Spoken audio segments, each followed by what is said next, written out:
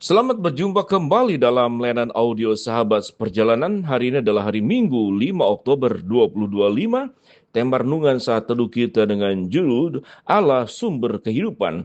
Firman Tuhan terambil dalam Kolose 1 ayat 15 sampai dengan ke-17. Demikian bunyi firman Tuhan. Ia adalah gambar Allah yang tidak kelihatan, yang sulung, lebih utama dari segala yang diciptakan. Karena di dalam dialah telah diciptakan segala sesuatu yang ada di sorga, yang ada di bumi, yang kelihatan, yang tidak kelihatan, baik singgasana maupun kerajaan, baik pemerintah maupun penguasa, segala sesuatu diciptakan oleh Dia untuk Dia. Ia ada terlebih dahulu dari segala sesuatu dan segala sesuatu ada di dalam Dia. Mari kita berdoa. Bapa yang di dalam surga, kalau kami menyadari bahwa Allah sumber kehidupan, maka kami harus menyikapi dan menjalani kehidupan ini dengan benar, dengan berpusat kepada Engkau sendiri. Dalam nama Tuhan Yesus kami berdoa. Amin. Shalom sahabat seperjalanan, ya dikasih Tuhan, Allah adalah sumber kehidupan. Kita sudah membaca dengan sangat gamblang apa yang dikatakan dalam Kolose 1 ayat 15 sampai 17 bahwa benar-benar Allah adalah sumber kehidupan. Dan di dalam Kristus Yesus, bagaimana kita telah mati di dalam dosa, bahkan secara fisik pun kita mengalami kematian. Di dalam Kristus adalah wujud daripada Allah yang datang menjadi manusia, mengatasi kematian fisik, mengatasi kematian secara rohani, yaitu karena kita diikat oleh maut, keterpisahan dengan hidup yang kekal, keterpisahan dengan sebuah kehidupan yang Tuhan sediakan di sorga.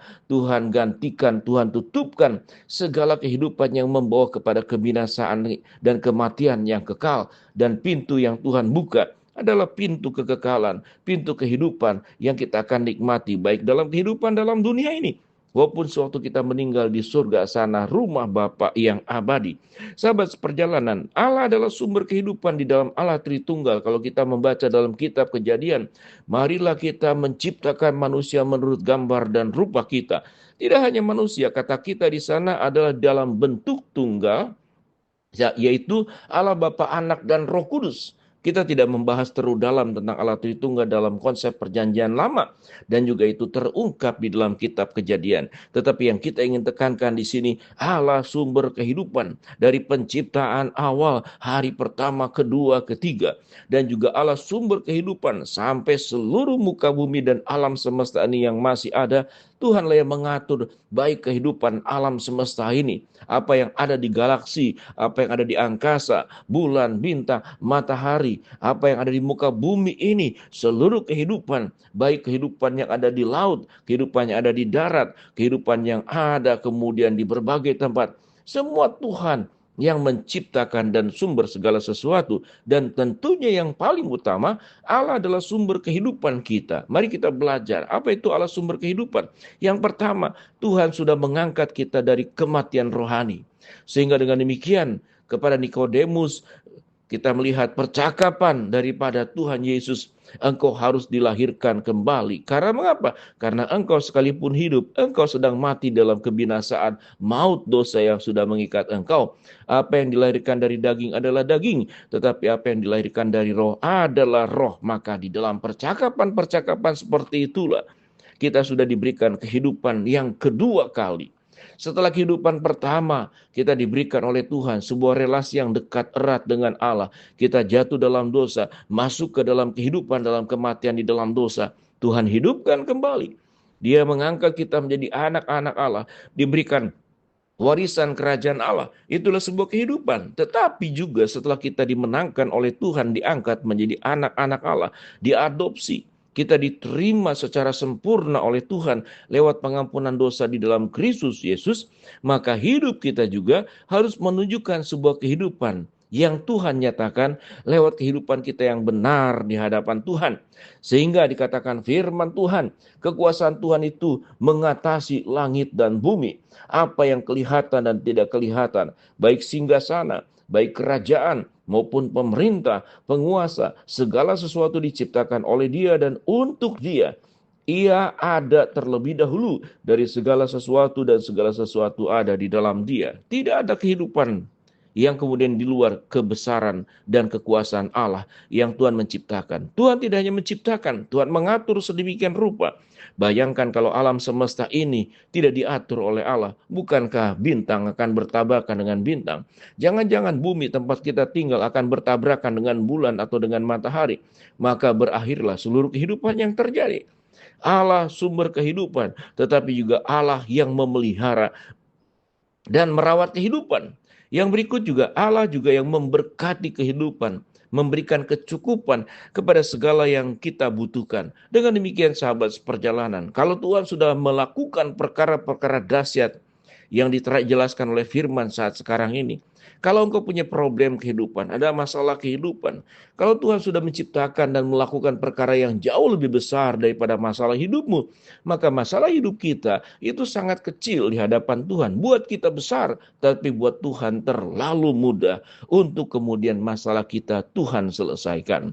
Di dalam proses itulah, biarlah kita terus menyadari, bersandar kepada Allah. Sewaktu kita diperhadapkan kepada berbagai macam masalah, berbagai macam harapan, berbagai macam mimpi, maka taruhlah di hadapan Tuhan. Sewaktu Tuhan bekerja di hidup kita, Tuhan berencana di hidup kita, Tuhan berperkara di hidup kita, Tuhan menyatakan kehendaknya di hidup kita.